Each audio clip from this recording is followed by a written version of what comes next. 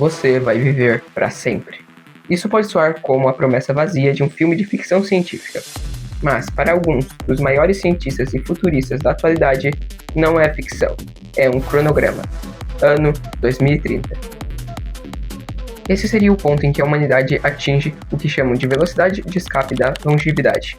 O momento em que o avanço biomédico se torna tão rápido que o envelhecimento deixa de ser uma sentença inevitável e passa a ser um problema técnico a ser corrigido. O mapa dessa busca pela vida eterna já está desenhado.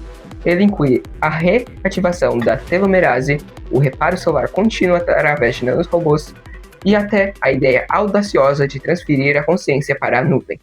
Neste vídeo vamos mergulhar na ciência e na filosofia de forma lógica e analítica para responder as duas perguntas que prometemos no título. Como a ciência pretende nos tornar imortais e por que a lógica e a ética sugerem que isso pode significar o fim da nossa civilização. Isso não é clickbait, é o futuro batendo a porta. Vamos começar.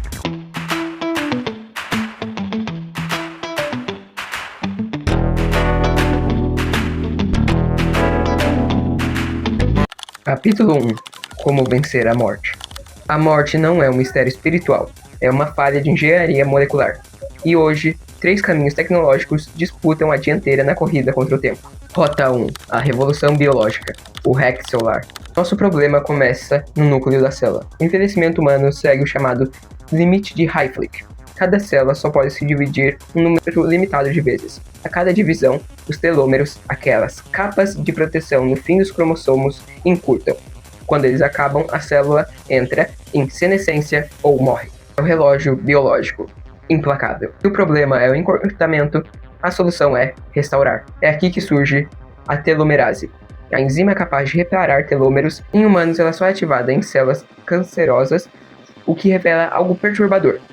O câncer é, de certa forma, uma versão defeituosa da imortalidade biológica. A biologia moderna, como a CRISPR, edição genética e terapias celulares, tentam reativar essa telomerase de forma controlada ou até desligar os genes responsáveis pelo envelhecimento. Se isso funcionar, não morreremos mais de velhice, mas talvez morramos apenas de tédio existencial. Rota 2.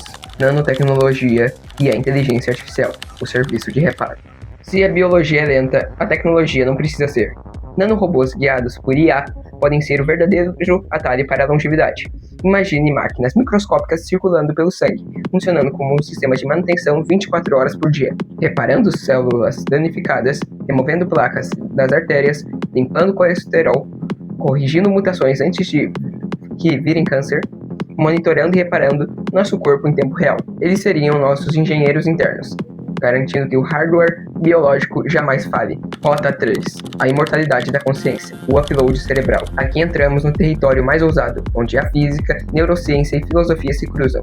Se a mente não é o cérebro em si, mas o padrão das conexões elétricas, o connectome, o que nos impediria de escaneá-lo, copiá-lo e executá-lo em outro lugar? O conceito de Brain Upload propõe exatamente isso, transferir sua identidade para um servidor digital, ou para um corpo sintético. Seu padrão permanece, seu corpo biológico não. É a imortalidade da informação, mas ao cruzar esse limiar, entramos no problema mais complexo, o impacto civilizacional. Capítulo 2. Por que a imortalidade pode destruir a civilização? Viver para sempre parece o sonho supremo, até aplicarmos a lógica e o pensamento crítico em escala de espécie. A imortalidade individual pode ser a ruína coletiva. O paradoxo da estagnação intelectual. Cada parte do progresso humano depende da morte de ideias antigas. Novas gerações substituem as antigas, trazendo inovações radicais e quebrando paradigmas. Se líderes, cientistas e inventores viverem indefinidamente, a renovação intelectual desaparece. Os mesmos preconceitos, as mesmas estruturas de poder e os mesmos métodos dominariam para sempre. A sociedade fica presa em uma eterna primeira geração, onde nada realmente novo floresce. A crise ética e da sustentabilidade. A imortalidade não chegará para todos ao mesmo tempo. Quem terá acesso primeiro? Ricos, governos, empresas, militares? Isso criaria uma divisão absoluta entre uma classe imortal e uma classe mortal. Um apartheid biológico, o pior da história.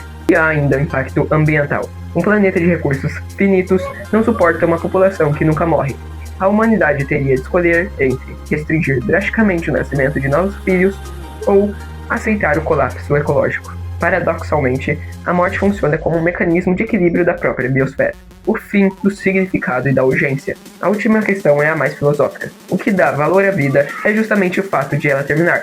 A finitude nos força a amar com intensidade, criar com urgência e viver com propósito. E sem prioridade, tudo se torna adiável, infinitamente. O risco é que a vida eterna se transforme em uma espera eterna, um horizonte tão distante que nada mais importa, porque sempre existe um amanhã.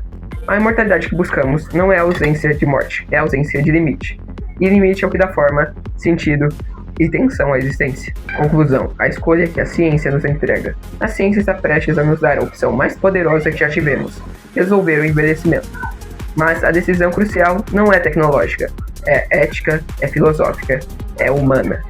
Devemos investir tudo para viver para sempre, mesmo ao custo de estagnar nossa civilização e criar desigualdades absurdas? Ou devemos focar em viver mais 15 ou 20 anos com máxima qualidade, aceitando nosso lugar no ciclo natural da vida? A resposta não está nos laboratórios, está no nosso próprio código moral. E agora eu quero saber, você escolheria a imortalidade, mesmo sabendo o preço? Muito obrigado por assistir até aqui e até a próxima.